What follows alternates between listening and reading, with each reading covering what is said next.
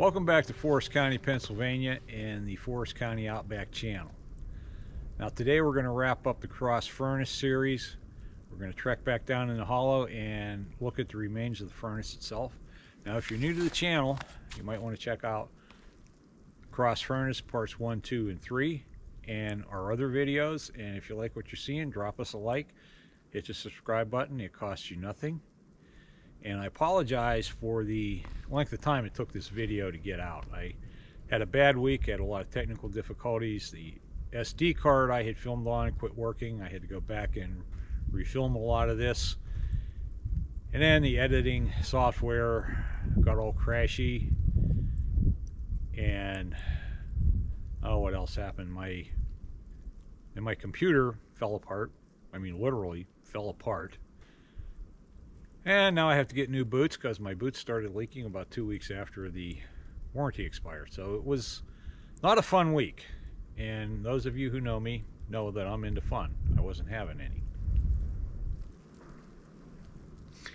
And I also want to mention the music. If you notice on our first clip, introductory clip, I had some background music, just like those fancy pants productions out in Hollywood. Only better, because they were written and performed by a local, keeping it local, singer-songwriter named Glenn Basil Jr. Some of you might know him as Lips, and he did this music exclusively for Forest County Outback. In fact, he did a number of little riffs for us that we'll be using. And drop a comment, let us know what you think of that, if we should continue doing that. And the only thing I have to add to that is, what do you think of that, Spielberg? Well, nothing. I thought so. All right, we'll see you down at the furnace.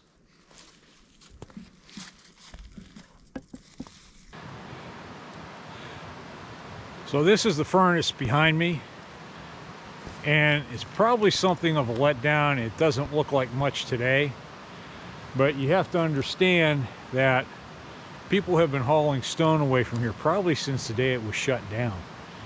And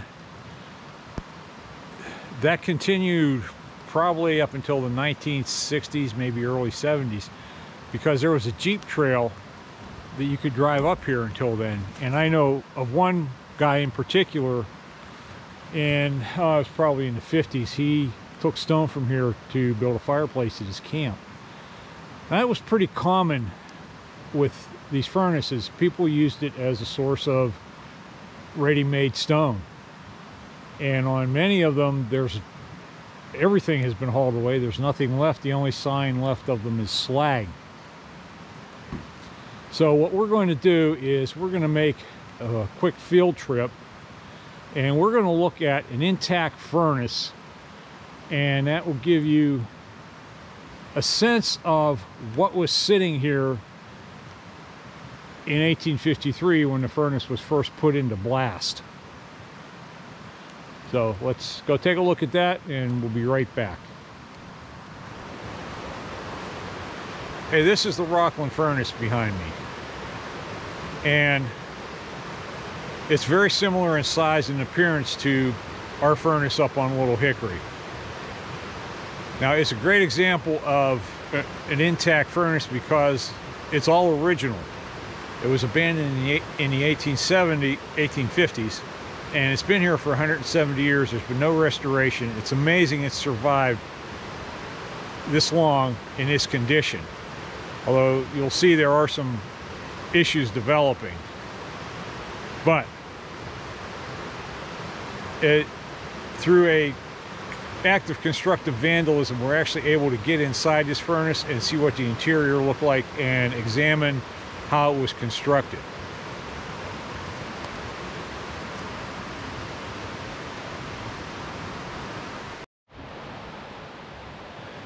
Now, a blast furnace had a central chamber that went from top to bottom, and called the Bosch, and that's where the smelting took place. And we can actually get into the Bosch on this furnace, but they were charged from the top. That's where material was dumped in from the top. So That's why they were built next to a hill. So there would have been a wooden bridge from that hill to the top of the furnace so they could haul material over, and they were usually covered to protect them from the weather. So, and this here is what was called the work arch, and that allowed the furnace men to have access to the Bosch in the section called the crucible, and they would draw the iron out through here into an area out here that was called the casting house, and we'll discuss that a little bit later. There's a couple things I want to show you on the outside before we go in.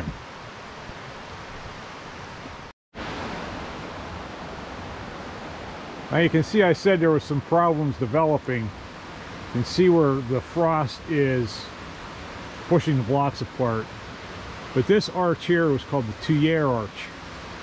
And what the tuyere was an iron pipe that came in through here, and that was used to pump compressed air into the furnace. That provided the blast for the blast furnace. Now in our furnace, this arch would have been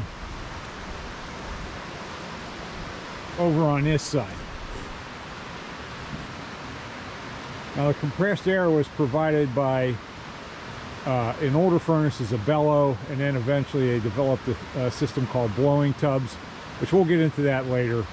And early ones were powered by water wheel. I've talked about mill races and wheel pits. We actually have a intact raceway here. There was a dam up there, water came down through this channel. And if you remember, I said I thought the channels around our furnace were lined with stone because they were so wide. But if you had the stone in it, this is what you would have. And then that would have powered a water wheel, which in turn would have powered another wheel over here to drive the bellows or blowing tubs.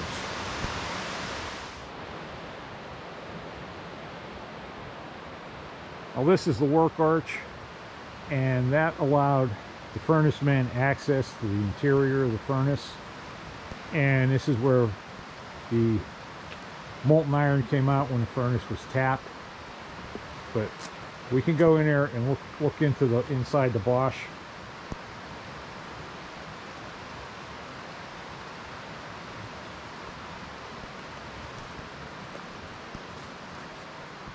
Now normally you wouldn't be able to get into the Bosch, but somebody has knocked a hole in it.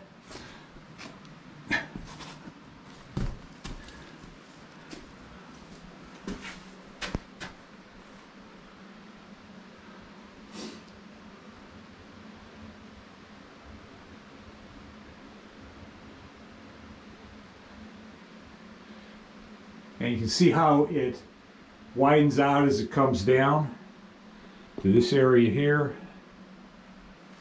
And this is where the smelting charge would sit and the smelting would take place. And then it tapers down, gets narrower, and the crucible would have been a couple feet lower down here beneath us. There's a lot of debris has come in, fallen in here. And you see this was made of fire brick. We're going to look at another furnace later that was made, the Bosch was made of cut sandstone that would have been covered with fire clay. But anyhow, you can see how the furnace was constructed. It was done in 3 layers. So we have the Bosch here, and then we have a middle layer of rubble and loose stone, and that's what's left of our furnace. And then the outer layer of cut sandstone, and that's been mostly taken away. Now down here you can look into where the tuyere comes in. That pipe would have come in there and into the crucible.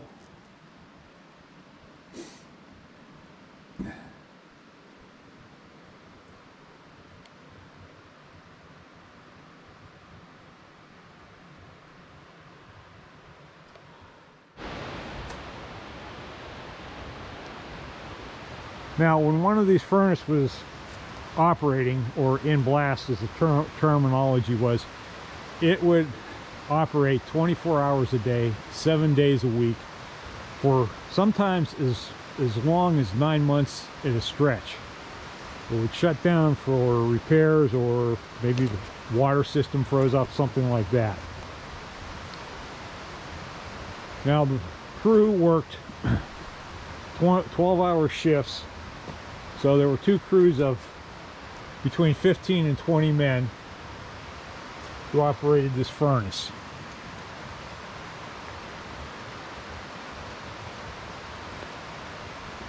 Now, to start the furnace, starting the furnace, the process was called blowing it in, and that Bosch would be filled all the way to the top with charcoal. They would light that, it would burn down until you had a mass of glowing coals down in that wide section. Then they would start to charge, which would be charcoal, iron ore, limestone. And this was a continuous process. About every 15 minutes they would have to be adding material to the furnace. At 2700 degrees, the ore would melt and the iron would separate from the impurities in the ore. The limestone also melted. That acted as a flux, and that combined with the impurities to form slag. Now, all that molten material would work its way down into the bottom of the furnace in the crucible. Iron was heavier, that was on the bottom, the slag floated on top. And every 12 hours they would tap the furnace. And first thing they would do would draw the slag off and dispose of it. That was a waste product. Now, you had an area out here in front called the casting house, and that was usually had a roof over it. Sometimes it was enclosed, but it had, the floor was a deep bed of sand with molds formed in them. Now, if they were doing things, finished castings like stove plates or cooking pots, which they called hollowware, they would ladle the molten iron from the crucible into the individual molds. Most of the iron, however, went into ingots or blooms, or as they refer to them, pigs. To do that, they would knock a clay plug out of the crucible. The molten iron would run down a trench in the floor of the casting house and then branch off into the individual molds. And they said this resembled piglets nursing off a sow. That's where we get the term pig iron from. And these were not big blooms like we think of in modern steel making. They were small. They had to be capable of being manhandled by 1 or 2 men. So they were, 100 pounds, maybe as much as 200 pounds. Now, pig iron is very hard and brittle, and it needs further refining before it can be used. So it had to go to a forge where it would be reheated and hammered, and this was by mechanical hammers powered by a water or steam, and that changed the structure of the iron. It made it softer and malleable. It was now called wrought iron, and this is what blacksmiths used, or it would go to mills where it would be reheated and rolled into plates, or railroad iron, or whatever.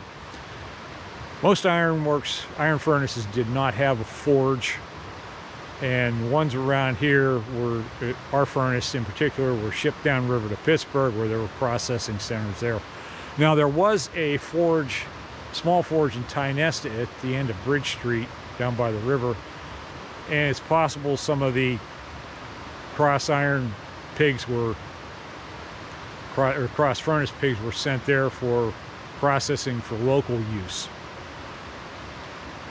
So I think that's all we have here. We're going to head back. We got to stop at another furnace, show you a little more detail, and we're back to Little Hickory. Okay. Oh, first I want to take a couple shots of Freedom Falls. It's a pretty neat place.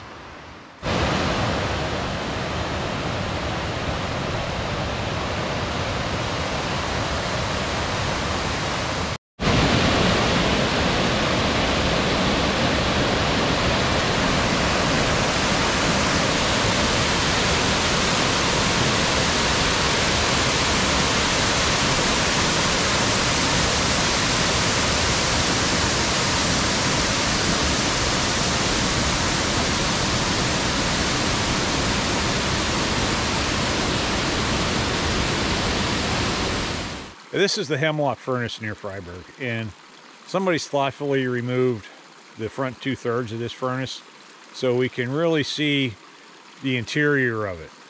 So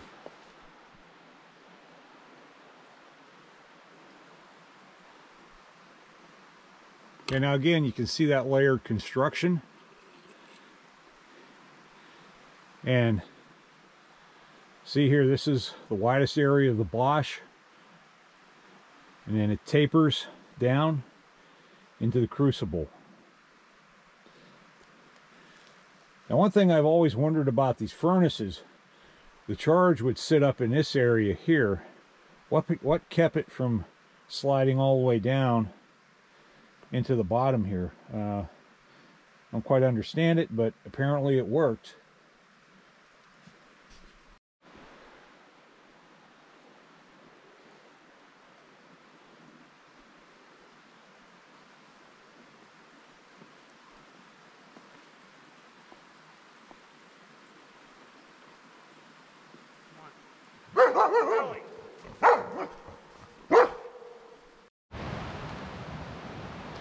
Now imagine that furnace sitting right here. It's just kind of hard to believe that that was what was here at one time. So let's take... Now these two slag piles are actually quite large. Indicates, I think, that the furnace did run for some time. I figured probably about 10 years.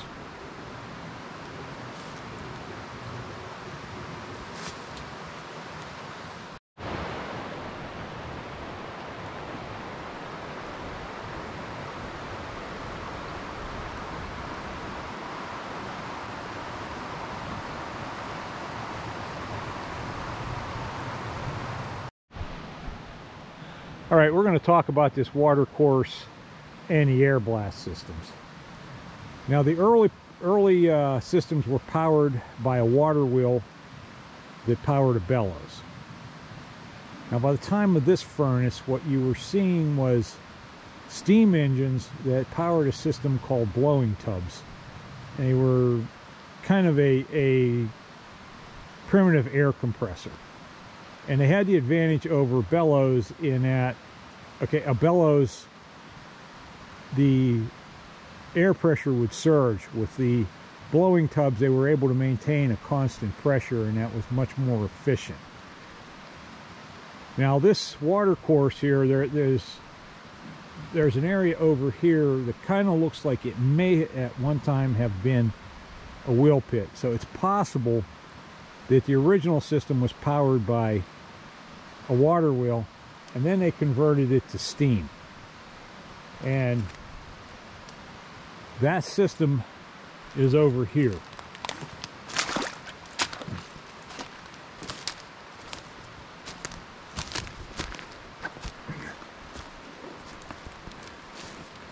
Now this is where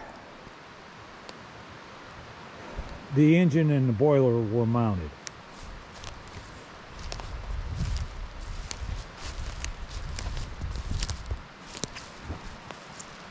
Okay. And then over here was the wheel pit.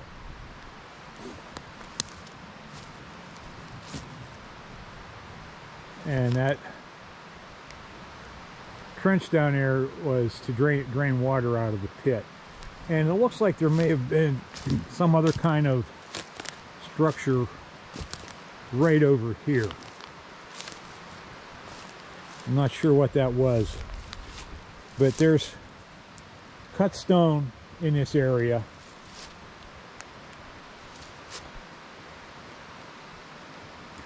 So there would have been an arch over here to accommodate the how is it pronounced? T-U-Y-E-R-E, Tuyere.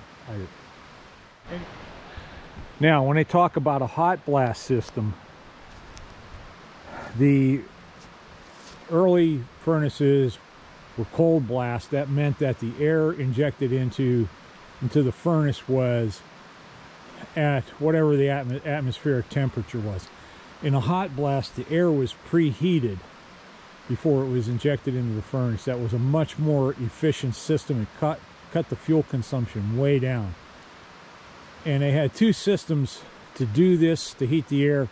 One was to push the air through a stove, and the other one was to recirculate the exhaust gases from the furnace into a heat exchanger that preheated the incoming air. And what system they used here, I don't know. You know, I'm still doing research on this, and hopefully someday we'll be able to figure it out. And that over there is the charging hill. Comparing this to the Rockland furnace, you can see how much stone has been removed from this. Now, I've read accounts of this furnace after it had been abandoned, and people described it as having to build a fieldstone. What they didn't realize is that was that middle layer of loose stone and rubble that they were looking at, and that most of the cut stone had been robbed out. So there's the wheel pit down there, and the mounting for the boiler and engine above it.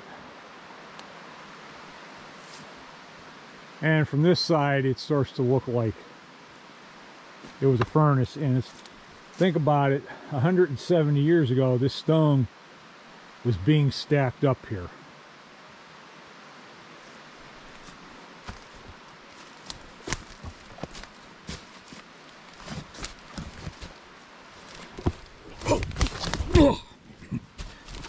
Okay. So, as you can see, the cut stone has been taken away, and then the Bosch has just collapsed inward.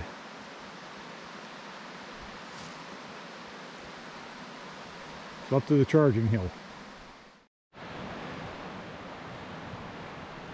We're on the hill above the furnace, and the charging bridge would have been over there. Now on this hill, there's a whole network of trails coming down here, and there would have been sheds, storage sheds up here for the ore, limestone, and charcoal.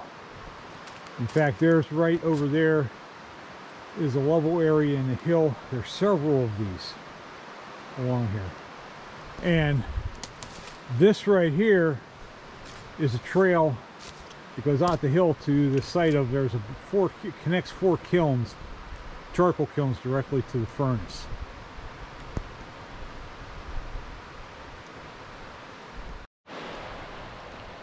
You see the network of trails coming down here towards the furnace.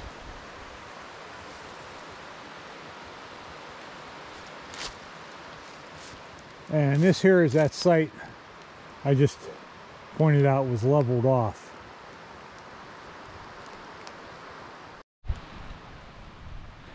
Okay, this area here, there would have been a shed here to store charcoal in. I scraped a little bit of soil off, and there's charcoal. So if we can find some place that sets off the metal detector, that's where they were storing ore.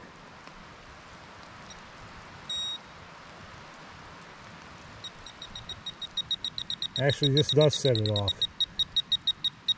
But there is definitely charcoal in here. Okay, this makes sense here. This is that trail that I said connects the four charcoal sites of charcoal kilns to the furnace. It comes around here, right above the storage shed for the charcoal. They call them charcoal barns, and a lot of times they were on a bank like this, and they would unload the charcoal, dump it in here, and then shovel it out from a lower level, and gravity would kind of do a lot of the work for them. And there are several of these sites scattered around here.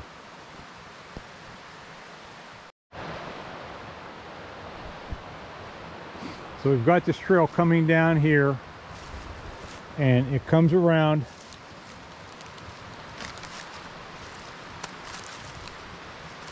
out here.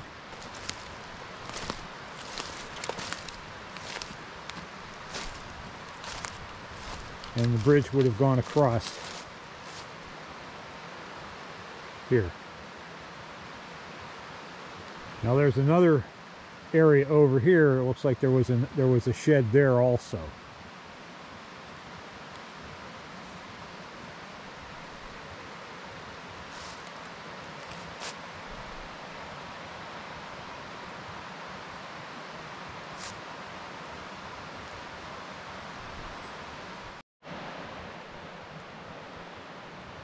So on this site here, there was some kind of shed here, and I scraped some soil away. I'm not finding charcoal, but what I am getting is the metal detector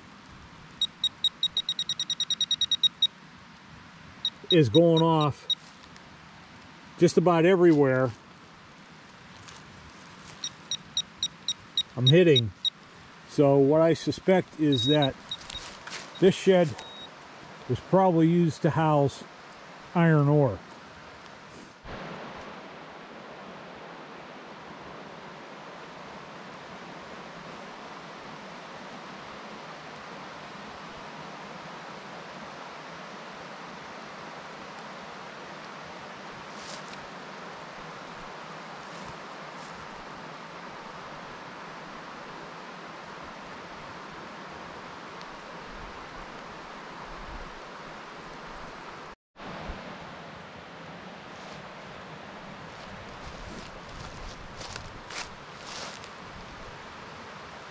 And then over on this side, it looks like more charcoal.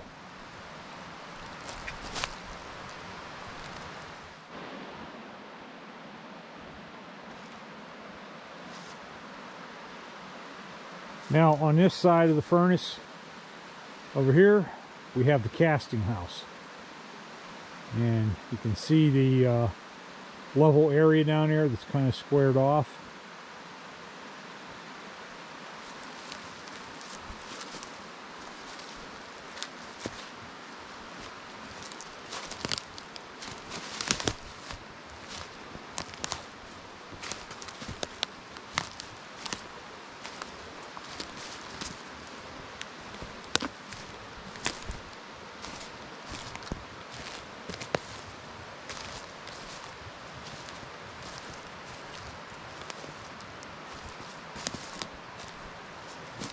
There would have been a work arch over here.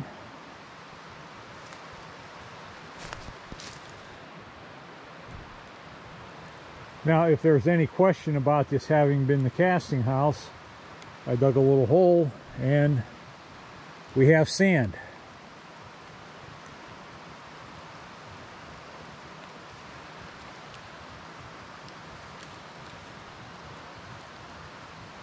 And this actually should probably set the metal detector off, because it would probably be